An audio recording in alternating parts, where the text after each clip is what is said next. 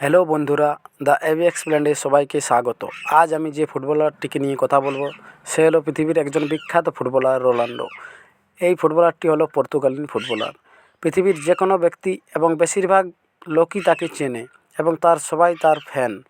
এবং এই যে এত বড় প্লেয়ার, আপনারা দেখবেন যে প্রত্যেকটি ব্যক্তিরই শরীরে টাটু আছে, খেলোয়াড়দের টাটু আছে, কিন্তু যে রোনাল্ডো তার এত বড় ফুটবলার হওয়ার সত্ত্বেও তার শরীরে কোনো টাটু নেই। এর পেছনে কী রহস্য লুকিয়ে আছে তা জানার বিষয়। তো আমরা জেনে নেব।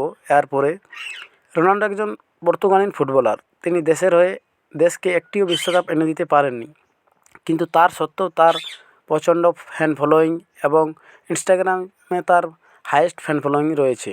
এবং এই রোনাল্ডোর শরীরে টাটু নেই।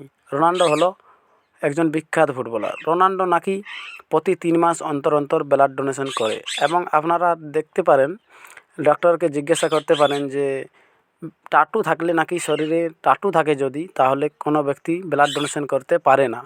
তাই রোনাল্ডো শরীরে কোনো টাটু করেনি, কারণ তিনি চাই যে তিনি প্রতি 3 মাস অন্তর অন্তর ব্লাড ডোনেশন করতে পারে।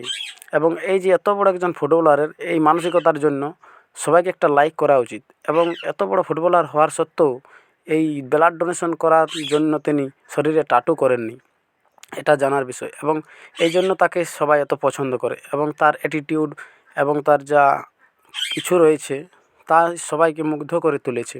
তো রোনাল্ডোর জন্য একটা লাইক। রোনাল্ডো একজন দেশকে বিশ্বকাপ না এনে দিতে পারলেও তার প্রচণ্ড নামডাক রয়েছে। তিনি এই কিছুদিন হলো ইউটিউবে এসে তাই ধামাল মাচিয়ে দিয়েছে, কারণ তার যে সাবস্ক্রাইব এবং তার যে ফলোয়ার দেখে সবাই পাগল হয়ে গেছে। তাই রোনাল্ডোর জন্য একটা লাইক তো সবার কাছে আশা করছি।